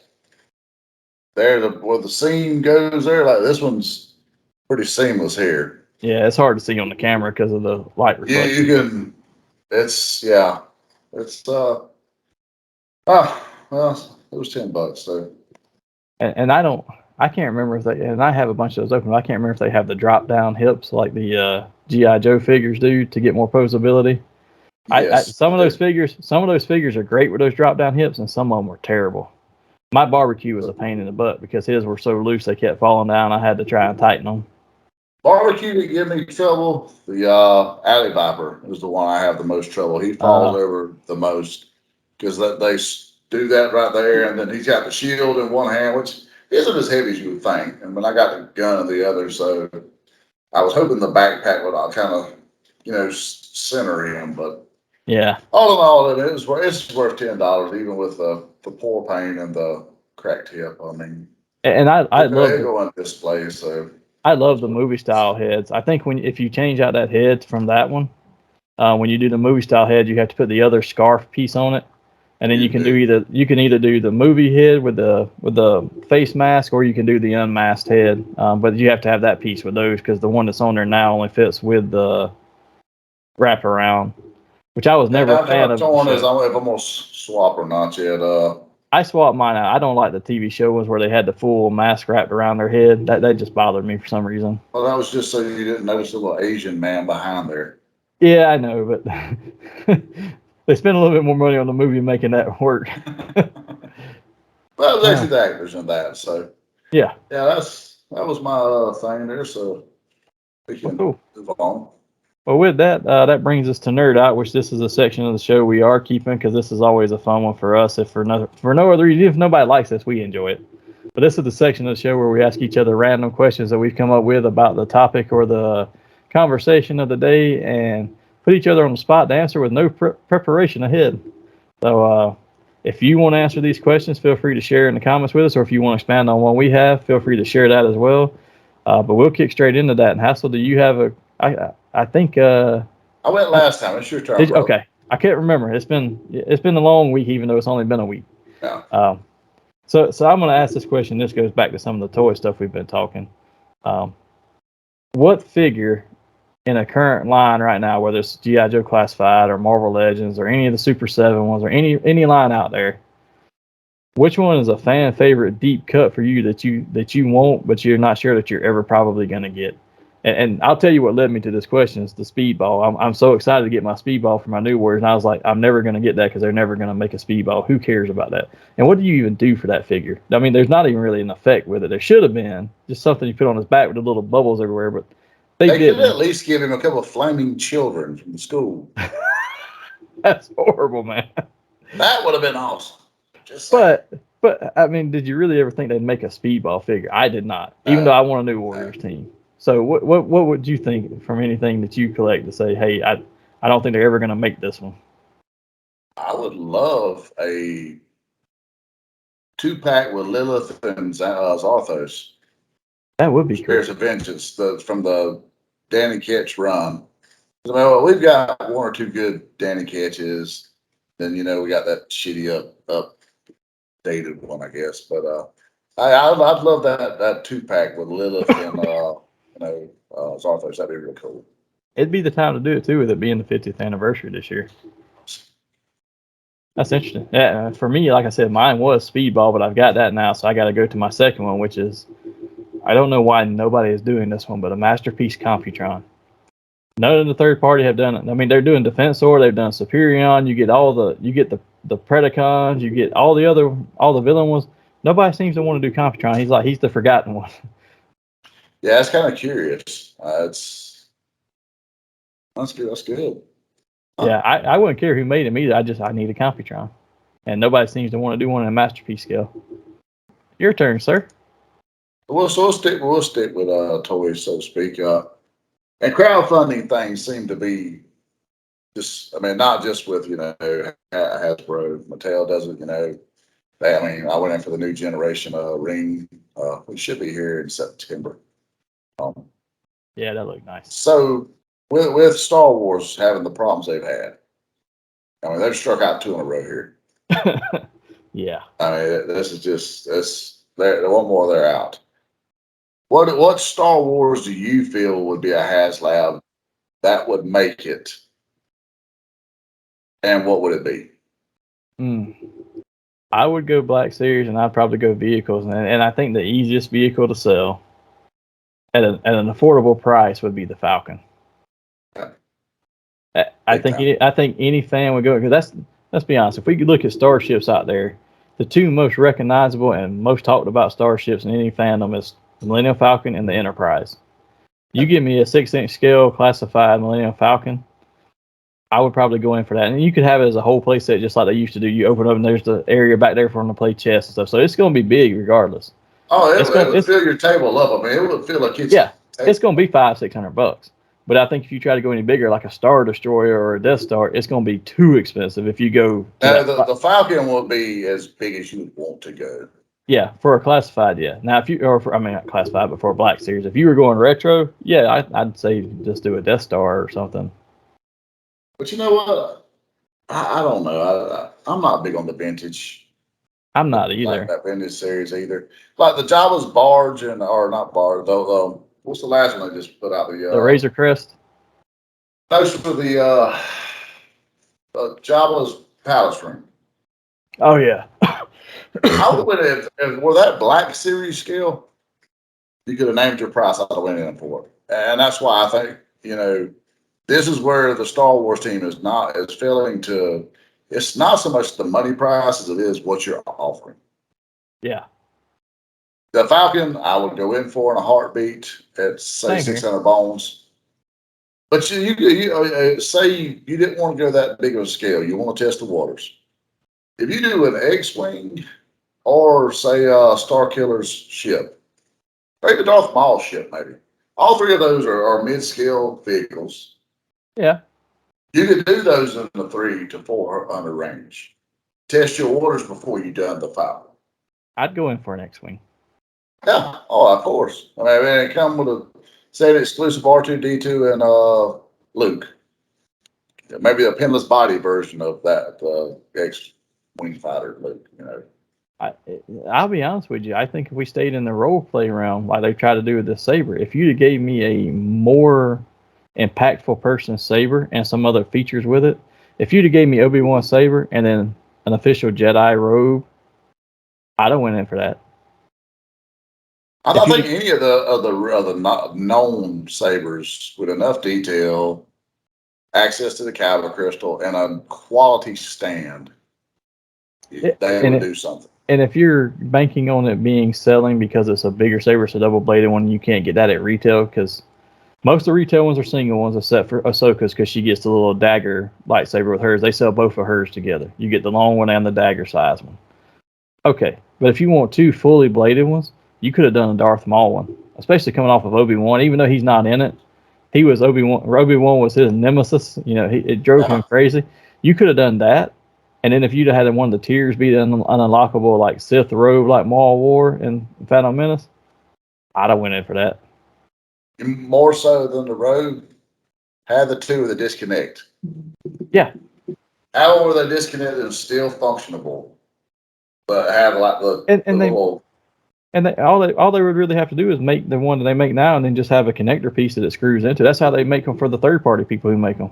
Honestly, screw in or some kind of magnet type deal. Yeah, you don't have to go too hard to make that, and that would have sold. Darth Maul's would have probably met this goal because it's a name brand character. Inquisitor, even if you'd have called this one a Grand Inquisitor, I don't think it would have made it, but I think it would have had more sales. Calling it Rivas, and she's a controversial character because so many people don't like the third sister. I don't get that, but I don't want the box with her name on it, right? If I'm that person, I don't care. I actually liked her, but I get where a collector who's like, well, I don't like that character. Okay, they're not going to buy this now. No, they shit the bed with that one there. It just. Ooh. Yeah. I have yet to understand their thought process on this, and it's going to be real funny at the end of it to look at it and say, you guys failed twice, and everybody else, seems to keep going. If some jobs aren't lost there, I don't know what Hasbro is doing, to be honest. And Marvel actually has already announced that they're doing another one either late this year or first thing next year. So, I mean, what are they doing next? What are they going to make that's not going to sell? Because typically they're going to make anything they make is going to sell. But what do they do at this point? You've done Galactus. You've done a badass Sentinel. What's left? Badass Sentinel with a floppy leg, but you can modify. You can fix that. That's actually fixable. And they've already shown Galactus and actually brought it up and shook him and everything else to show you in videos that it does not do that. It's fixed. I hope that Marvel don't get cocky and do a bullshit Fing Fang Foom or something like that, though. No, but unless they're not, they've pretty much listened to people wanting something like a Sentinel, people wanting a Galactus.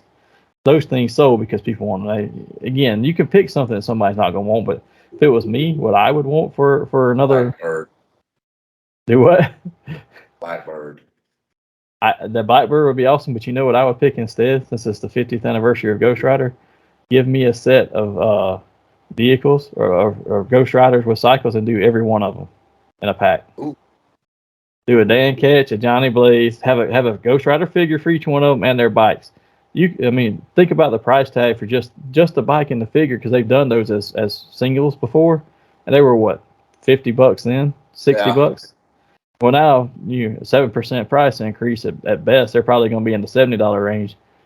Put Dan Ketch, Johnny Blaze, Robbie Reyes with his Hell Charger car. Do a set of those together. And put the love into it. Put some LED in there. Put some premium detail LED light up tires and stuff for the fire. You could sell those. Those would go. Oh, I know. My fiance would be quite angry with me because I would be buying them. And it's the 50th anniversary, and you figure even if it's 3 of them, if they're close to $100 a piece, well, there's your $300 lab right there. I mean, you got to give Alejandra some love, brother. I mean, she had a pretty cool bike. Hey, I just picked the first 3 off the top of my head. I was trying to remember her name and couldn't, so that's why I didn't include her. Alejandra, she's still a spirit of angels, actually. So, yeah. But you could do something like that and actually sell that. Hell, you could do a Daily Bugle playset for your 6-inch Legends figures. Dude, why don't we have jobs with these people? For Freedom Plaza. We need to make this shit happen. The Baxter Building. Yeah. And those things will sell because people build dioramas. I mean, my stuff is set up almost in a diorama way, just without the backgrounds. Just don't give us a cardboard backing, Hasbro. We don't want that shit. No. Oh, but with that, I think that brings us to a close today. But before we get out of here, let's make sure we share some love and some shout outs for some very important people to us. So let's give a shout out to our friend, Mr. Daniel Garcia. His Kickstarter for Xyber Ronin is over, but the book's going to be coming out soon, so be prepared for that. You can find updates on that on his Facebook at Daniel Garcia or on Instagram at DGarciaComics. And we did talk about last time he was going to try and come on the show with us again soon. We were actually hoping for that today, but because of my travel schedule, we were supposed to do this Saturday, and I had to move it to Sunday because I didn't get home till almost 2 o'clock Saturday morning. I was not up for it yesterday. So we moved this to Sunday, and he had some stuff going on, so we're going to try to lock that in for this coming week, earlier in the week, so we can get that out of the way and make sure we give him some more time to talk about all of his projects that's coming up. Also, remember, check out our sponsor, The Zone Collectibles, for all your nerdy needs. You can find them on the internet at thezonecollectibles@gmail.com and on Facebook at The Zone Collectibles. Help support their cause of bringing unity through community. Fandoms unite. And with that, I think we got a giveaway from them this week. We do, and we have a pretty big one because we've been slacking. We're just getting back into the rhythm of doing the show the way we're supposed to do the show. So I've got a really cool item we're going to give away this week. I'd run a thing on Facebook and Instagram a few weeks ago, and we thought it was a bit of jump start that week, and we kind of went on. But I've done a Ghost Rider type giveaway. So what we have here is a custom cover done by Foxfoot Crafts, the lady that designed our logo.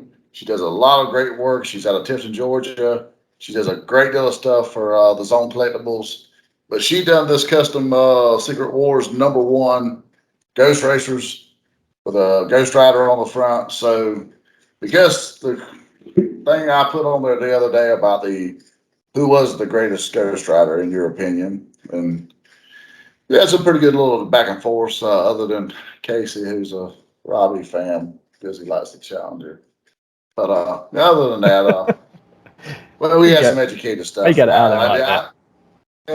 Yeah. But we had some pretty educated stuff. So, Mr. Craig Seymour, you are our winner this week. Give us your information. I will get this in the mail to you ASAP. I want to put some stickers and cards from the show on there as well. Spread the love and get us out there. And feel free to check us on the bathroom ball because it reaches people.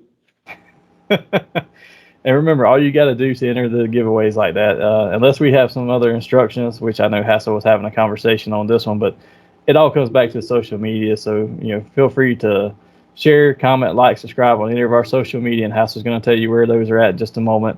Do that. That'll get you entered into a chance. We are going to have some other big ones. We just haven't had a chance to sit down and talk about those. So hopefully this week we talk about it and share it. Maybe not. If not on this week's show, we'll share it on our social media by the end of the week or the first of the following week.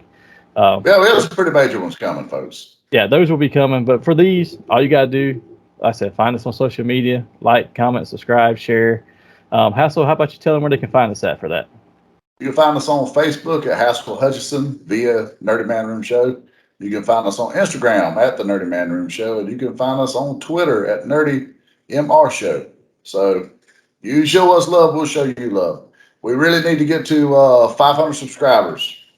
So get us there, and we will show you the love, I promise. And with that, that brings us to a close today. Hopefully you enjoyed this, and join us here next time as we have our guest interview with Mr. Daniel Garcia. Until then, live nerdy and enjoy your Geek Week.